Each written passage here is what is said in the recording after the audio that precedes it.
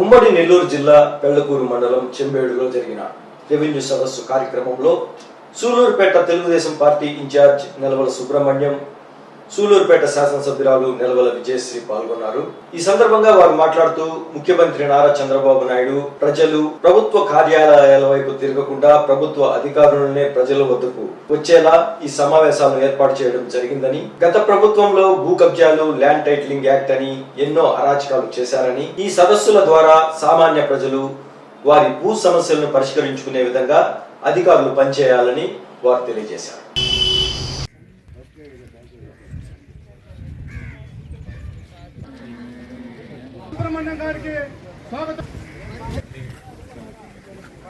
ముఖ్యమంత్రి కూడా చేశారు. ముఖ్యంగా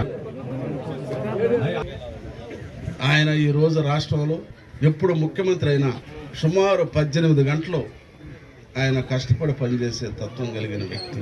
ప్రజా సమస్యల్ని, భూ సమస్యల్ని తెలుసుకునే అవకాశం అధికారులకు ఇచ్చాడు.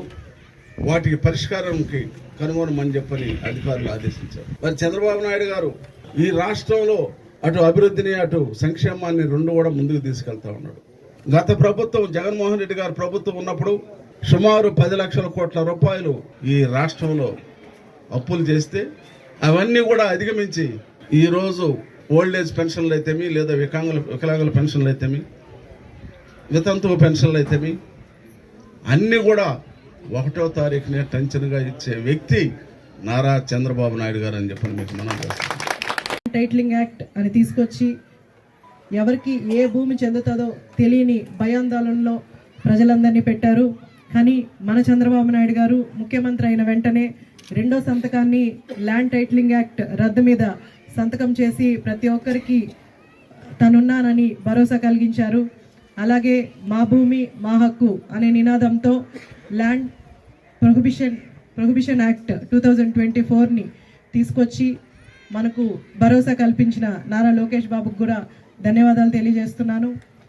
అలాగే ఈ గత ప్రభుత్వం వల్ల ఎన్నో ల్యాండ్ కబ్జాలు అయ్యాయి, రీసర్వే పేర్లంటూ ఎంత జనాలందరినీ ఇబ్బంది పెట్టడం జరిగింది.